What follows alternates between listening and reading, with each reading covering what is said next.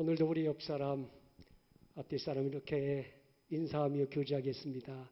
당신은 보배롭고 존귀한 사람입니다. 인사합시다. 저는 개인적으로 찬송을 정말 좋아합니다. 지하실에서 개척했을 때는 교인이 없었잖아요. 낮에는 거의 찬송만 불렀어요.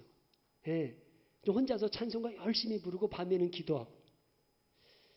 그래서 제가 낮에 혼자서 그냥 목청껏 지하실이니까 누가 듣는 사람도 별로 없을 것 같아가지고 열심히 찬송을 불렀는데 제 찬송 소리를 듣고 교회에 등록한 사람이 있었어요. 아멘을 안 하시네. 아니 제가 얼마나 열심히 정말 찬송을 하는데 그 찬송 소리가 밖으로 흘러나가가지고 어렸을 때 교회 다니던 분인데 목사님의 찬송 소리를 듣고 옛날에 그 어렸을 때 다니던 생각이 나서 교회에 나오신 거예요. 근데 제가 이제 찬송을 다 좋아하지만 특별히 393장을 좋아했어요. 오 신실하신 주.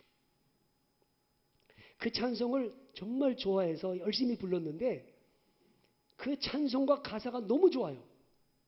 1절 가사가 이렇게 시작됩니다. 오 신실하신 주 내 아버지여 늘 함께 계시니 두려움 없네. 그 사랑 변창코 날 지키시며 어제나 오늘도 한결같네. 오 신실하신 주, 오 신실하신 주 날마다 자비를 베푸시며 일용할 모든 것 내려주시니 오 신실하신 주 나의 구주.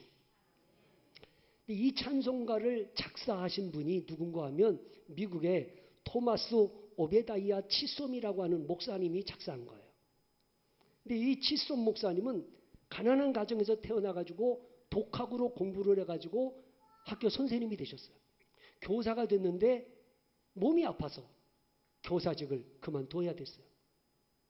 그러다가 29살, 7살 때 그가 예수님을 영접하게 됩니다. 그리고 무디 신학교에 들어가서 신학을 공부하고 목사님이 됐어요. 목사님 돼가지고 1년 동안 열심히 목회하는데 또 몸이 아파가지고 목회를 그만뒀어요. 그러면서 이 치솜 목사님은 내가 앞으로 어떻게 살아가야 되나? 이렇게 몸이 아파서 이제 아무것도 할 수 없는 무기력한 상태인데 어떡하지? 그리고 낙심 중에 있다가 성경을 읽는데 예레미야애가 3장 22절 23절 말씀을 읽다가 마음에 감동을 받았어요. 말씀이 이렇습니다. 여호와의 인자와 긍휼이 무궁하심으로 우리가 진멸되지 아니함이니이다. 이것들이 아침마다 새로우니 주의 성실하심이 크시도소이다. 이 말씀이 치솜 목사님의 마음을 흔들어 놓았고 이 말씀을 붙들고 찬송가를 쓴 거예요. 그게 바로 이 393장인 거예요. 고난 중에 몸이 아파서 아무것도 할 수 없는 중에 말씀으로 은혜를 받았는데 하나님의 성실하심이 크소도이다. 하나님의 신실하심이 크시도소이다. 그래서 이 오신실하신 주라고 하는 이 찬송가 가사를 쓴 거예요. 이 가사를 쓰고 나서 놀라운 기적이 일어났어요. 아팠던 몸이 하나님의 은혜로 치유가 돼가지고 94세까지 1200편의 찬송가 시를 쓰게 됩니다. 하나님은 신실하시다. 자, 몸이 아파서 아무것도 할 수 없었던 이 치솜 목사님이 하나님을 원망하지도 자신의 삶을 비관하지도 않고 하나님은 신실하십니다 라고 노래하고 찬송할 때 그 마음에 소망이 생기고 믿음이 생기고 하나님이 그를 치유해 주셨어요. 이걸 알아야 돼요. 우리가 믿는 하나님은 무책임한 하나님이 아니시고 우리가 믿는 하나님은 책임을 지시는 신실하신 하나님이세요. 영국과 프랑스 간에 100년 전쟁이 있었지 않습니까? 100년 동안 전쟁을 하는 거예요. 그런데 영국이 거의 다 프랑스를 점령하고 이제 거의 승리를 목전에 두고 있을 때 프랑스를 구한 한 여인이 있지 않습니까? 잔다르크. 이 잔다르크라고 하는 19살 먹은 처녀가 기도하면서 하나님 앞에 응답을 받고 제가 전쟁에 나가 싸우겠습니다. 그리고 잔다르크가 선동이 돼가지고 군사들이 끌고 오를레앙성을 향해 나가서 영국군을 쳐부수고 포로된 백성들을 구원해내고 민족을 구한 영웅이 됩니다. 그래서 이 짠다르크가 왕에게 은총을 받고 사랑을 받다 보니까 시기질투 하는 사람들이 짠다르크를 모함한 겁니다. 모함을 해가지고 결국에는 감옥에 갇히게 되고 나중에는 화형에 처해 죽게 됩니다. 감옥에 갇혀 있을 때 사람들이 짠다르크를 막 비난하고 비웃고 조롱했지 않습니까? 너는 모든 사람에게 버림받았다. 그리고 막 조롱할 때 짠다르크가 이런 유명한 얘기를 했습니다. 하나님과 함께 혼자 있는 편이 좋습니다. 하나님은 나를 버리시는 일이 없고 그 권고도 사랑도 나를 실망케 하는 일이 없습니다. 나는 죽기까지 그의 능력을 의지해 계속 싸울 것입니다. 사람은 나를 버려도 하나님은 나를 버리시는 일이 없습니다. 그 하나님의 신실하심을 부여잡고 그런 믿음으로 굳게 서 있을 수 있었습니다. 여러분, 살다 보면 사람 때문에 상처받을 때 많잖아요. 사람이 얼마나 거짓말 잘해요? 사람한테 얼마나 많이 속아요? 사람에게 얼마나 뒤통수 맞고 얼마나 배신을 많이 당해요? 사람은 나를 속이고 사람은 나를 실망시킬지라도 하나님은 결코 나를 실망시키지 않으시는 신실하신 하나님이십니다. 하나님은 신실하시다. 여러분, 사람에게 배신당하고 사람에게 상처받을 때마다 여러분들은 그때 눈을 들어 신실하신 하나님을 바라볼 수 있기를 바랍니다. 아, 사람은 믿을 수 있는 존재가 아니구나. 사람은 이렇게 나에게 상처를 주고 나를 실망시키는구나. 그러나 하나님은 한 번도 나를 실망시킨 적이 없으신 신실하신 하나님이시다. 하나님은 세 가지의 신실하세요. 첫째, 하나님은 약속하신 것에 대해 신실하세요. 성경은 하나님의 약속의 책이잖아요. 구약, 오래된 약속, 신약, 새로운 약속. 그 성경은 약속의 책이에요. 이 성경 속에 36,500가지의 약속이 있어요. 근데 이 하나님의 이 36,500가지의 약속 하나도 거짓됨이 없습니다. 우리가 이 약속의 말씀을 붙들고 살기만 하면 하나님은 약속대로 이루어 주시는 신실하신 하나님이세요.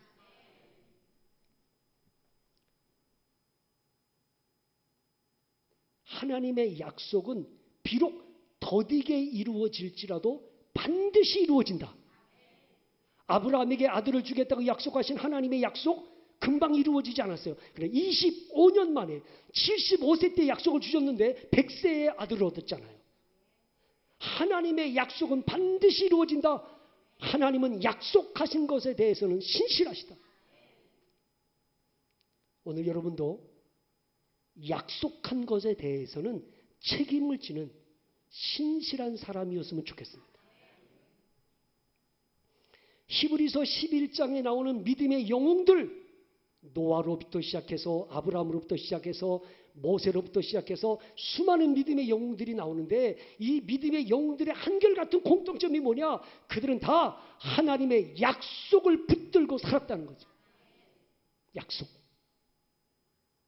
노아는 맑은 날씨에 산꼭대기에다가 방주를 만들라는 하나님의 말씀을 받잖아요. 하나님이 이 땅을 심판하시겠다는 겁니다. 물로 홍수로 심판할 것이니 방주를 만들라는 하나님의 약속을 믿고 산꼭대기에 사람들의 비난을 받으면서도 그는 굳건히 약속을 붙잡고 방주를 만들어요. 아브라함은 본토 친척 아비집을 떠나라는 하나님의 약속을 받고 믿음으로 본토 친척 아비집을 떠납니다. 여호수아는 그 난공불락의 여리고성을 하루에 한 바퀴씩 일주일째 7바퀴 돌면 무너질 거라는 약속을 붙잡고 믿음으로 순종하지 않습니까?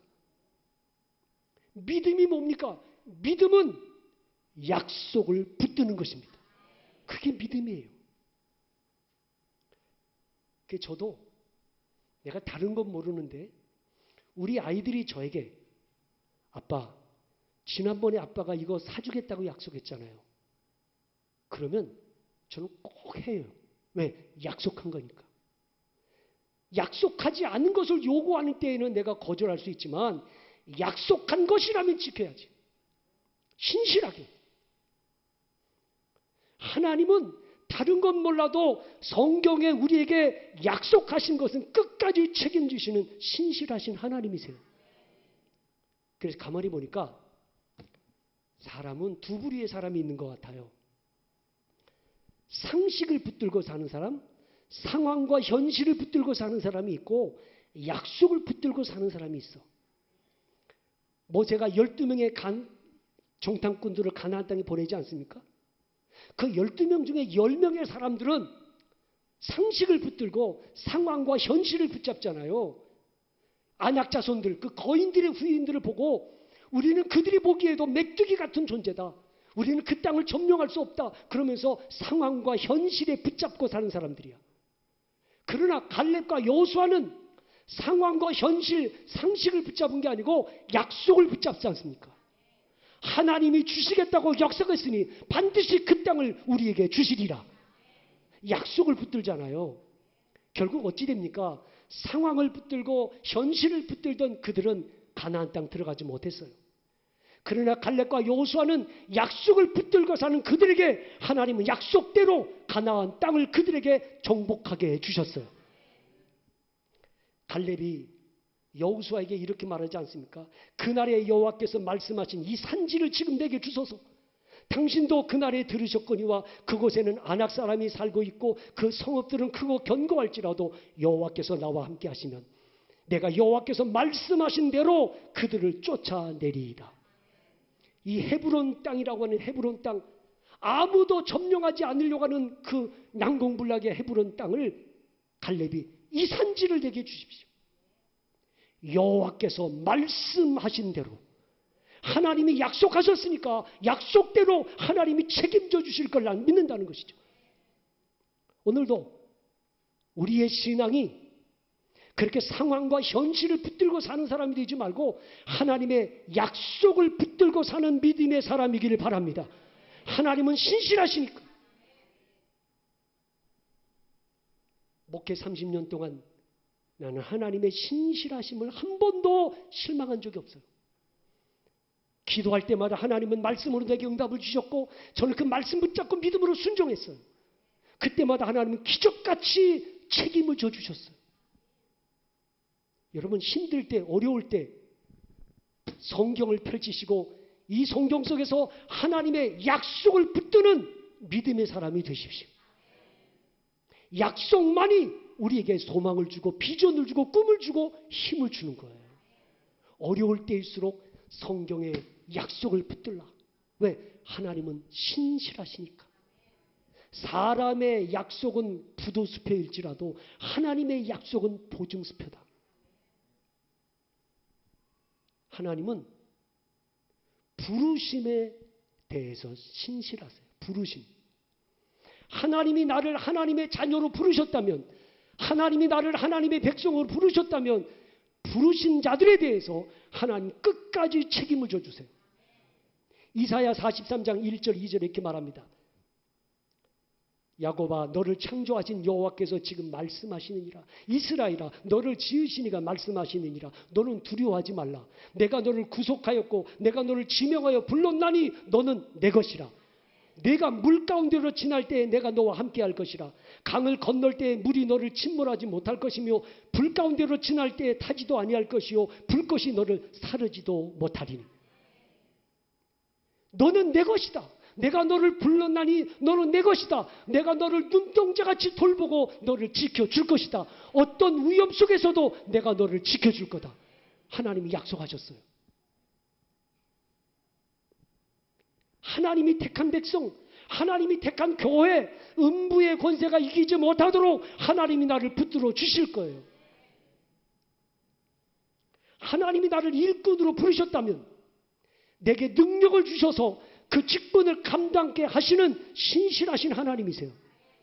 여러분, 직분을 두려워하지 마세요. 어떤 일을 두려워하지 마세요. 왜? 내가 믿는 하나님은 신실하시니까. 디모데전서 1장 12절에 나를 능하게 하신 그리스도 예수 우리 주께 내가 감사함은 나를 충성되이 여겨 내게 직분을 맡기심이니. 나를 능하게 하신 하나님은 직분만 주는 게 아니고 그 직분을 감당할 수 있는 능력도 주시는 신실하신 하나님이세요. 마태복음 10장 1절 말씀에 예수께서 그의 12 제자를 부르사 더러운 귀신을 쫓아내며 모든 병과 약한 것을 고치는 권능을 주시니라. 예? 제자들을 불러서 나가 전도하라 그렇게 사명만 부여한 게 아니고 그들에게 귀신을 쫓아내고 병든 자를 고치는 능력도 주어 그들을 제자로 삼으신 거예요. 신명기 34장 7절 말씀에 모세가 죽을 때 나이 120세였으나 그의 눈이 흐리지 아니하고 기력이 쇠하지 아니하였더라. 80세에 하나님께 부름받았잖아요. 120세까지 하나님은 모세의 건강을 책임져 주신 거예요. 눈이 흐리지 않고 기력이 쇠하지 않도록 하나님이 건강을 책임져 주세요. 봉사하는 걸 두려워하지 마세요. 섬기는 걸 두려워하지 마세요. 일하는 걸 겁내지 마세요. 하나님이 감당할 수 있도록 능력 주실 걸 믿으세요. 우리가 믿는 하나님은 부르심에 대해서 신실하신 분이세요. 그리고 마지막으로 하나님은 사랑에 대해서 신실하세요. 하나님의 사랑은 변덕스럽지 않아요. 하나님의 사랑은 신실하세요. 끝까지 책임지는 사랑이세요.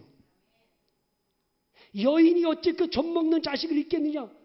그들은 혹시 잊을지라도 나는 너를 잊지 아니할 것이라. 하나님의 사랑은 변함이 없어요. 한결같으세요.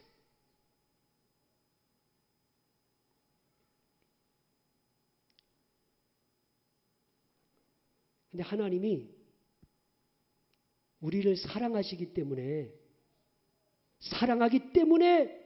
좋은 것만 주시는 게 아니라 때로 우리를 시험하신다는 걸 아셔야 돼요. 시험.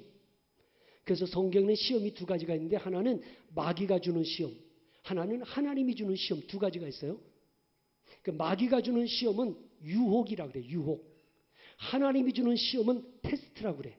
이거 검증하는 거야. 검증. 자, 마귀가 우리를 시험하는 거는 나를 넘어뜨리고 멸망시키려는 유혹이야. 그러나 하나님이 주는 시험은 나를 검증하는 거야.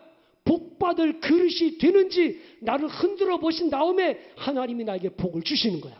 그러니까 하나님의 시험은 나를 복 주시려는 사랑이라는 걸 아셔야 돼. 시험이 하나님의 사랑이에요. 그래서 신명기 8장 15절 16절 말씀에 너를 인도하여 그 광대하고 위험한 광야 곧 불뱀과 전갈이 있고 물이 없는 간조한 땅을 지나게 하셨으며 또 너를 위하여 단단한 반석에서 물을 내셨으며 내 조상들도 알지 못하던 만나를 광야에서 내게 먹이셨나니 이는 다 너를 낮추시며 너를 시험하사 마침내 내게 복을 주려 하심이었느니라. 그러니까 하나님이 이스라엘 백성들 광야 40년 동안에 그들을 시험하신 이유가 뭐예요? 마침내 복을 주시려고. 창세기 22장 1절에서 하나님이 아브라함을 시험하세요. 그래서 그 일 후에 하나님이 아브라함을 시험하시려고 그를 부르시되, 그러니까 하나님이 아브라함을 어떻게 시험하세요? 100세에 난 아들 이삭을 제물로 바치라는 거 아닙니까? 하지만 아브라함은 하나님의 의도를 알아요.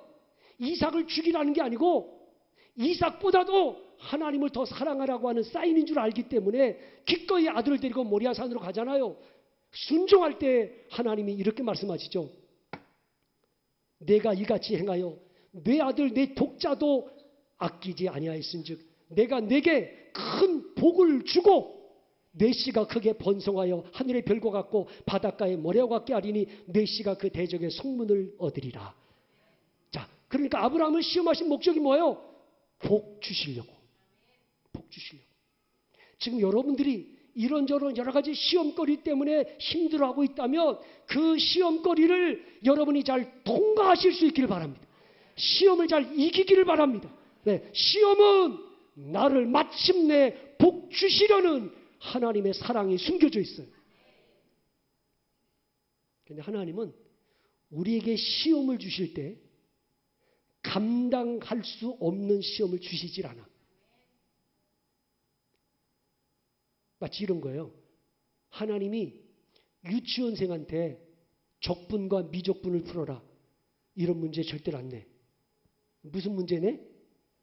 신호등 건널 때 푸른 신호일 때 건너야 될까요? 빨간 신호일 때 건너야 이런 질문을 하시겠지. 다시 말하면 수준에 맞는 시험을 해. 내가 감당할 수 없는 내 믿음이 요만큼인데 이만한 시험거리 주시질 않아. 내가 감당할 수 있는 만큼만 시험을 주셔. 근데 내가 감당하다가 너무 버거워서 힘들어하면 피할 길을 주시는 신실하신 하나님이세요. 그러니까 시험이 오면 겁을 내야 돼, 말아야 돼. 시험 앞에서 겁내지 마시고 신실하신 하나님을 붙드세요. 하나님은 신실하시니까 감당할 수 있게 해주실 거야. 내가 너무 버거워하면 하나님은 피할 길을 내어 피할 길을 주실 거야. 왜? 우리가 믿는 하나님은 신실하시니까. 그런데 여러분, 하나님이 신실하다는 걸 우리 믿는 사람들은 다 알아. 근데 세상에 믿지 않는 세상 사람들은 하나님이 신실하신 분이라는 걸 알아요, 몰라요? 몰라요. 그러면 세상에 믿지 않는 불신자들이 하나님은 신실하신 분이구나 라는 걸 알게 하려면 어떻게 해야 돼? 우리가 신실하게 살아야 돼. 예수 믿는 사람들이 신실해야 돼요. 여러분, 약속했으면 지키셔야 합니다. 말한 것에 대해서는 책임지셔야 됩니다. 내가 선택한 것에 대해서는 책임져야죠. 맡겨진 일에 대해서는 책임져야죠. 그렇게 무책임한 사람이 되면 안 된단 말이에요. 예수 믿는 사람은 신실해야만이 내가 믿는 하나님이 신실하다는 걸 세상 사람들이 알 수 있게 되는 거예요.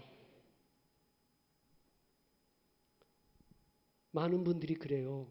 특별히 건설업을 하시는 분들이 아니, 교회는 절대로 안 짓겠다는 거예요. 왜 그러냐 그러니까 교회를 지으려고 하면 교인들이 와가지고 한 사람 두 사람 뭐 한두 사람 해야지. 교인들이 올 때마다 한 소리씩 하니까 그냥 막 예배당 하나 짓는데 막 이 사람은 이렇게 해라 저 사람은 저렇게 해라 말이 너무 많아가지고 힘들대. 두 번째, 돈 주겠다고 약속해놓고 주질 않는데. 믿음으로 예배당을 짓다 보니까 돈 없이 예배당을 짓는 거야. 그러니까 돈이 없으니까 기다려라 그리고 공사비를 안 줘가지고.